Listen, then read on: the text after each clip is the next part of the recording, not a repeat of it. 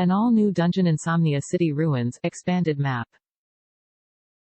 New features such as first-person mode, new gear, and new bosses.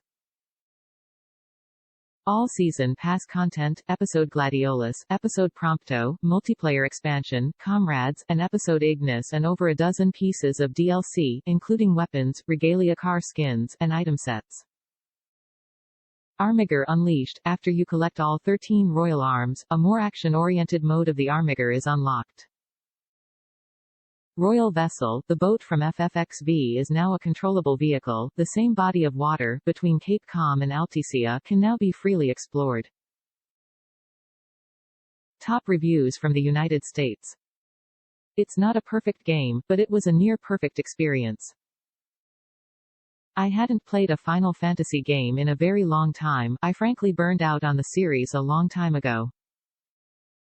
When I saw that FFXV was something different, I was intrigued, but skeptical. Eventually, I got bored and decided to give it a shot. I am glad I did. This is basically a game about 4 friends on a road trip. Sure, there's a lot of bad stuff going down, and you know you're going to be the one to have to fix it, but the road trip vibe is what sucks you in and keeps you there. The fighting mechanics aren't flawless, but they can be a lot of fun. The story is decent, but getting attached to the characters makes it 1,000 times better. Also worse, because getting attached to characters can seriously bite you on the you-know-what. The key here is to take your time and thoroughly explore before moving on, because the game goes from a mostly open world to a linear progression in the endgame, and I longed for those earlier bits once ID moved on. My first playthrough took just over 70 hours, and afterward, I felt like ID rushed it.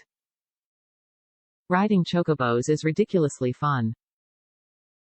I even enjoyed the fishing, and I rarely enjoy fishing in video games. I love that the game takes pics for you, because I often forget, and what's a road trip without lots of pics?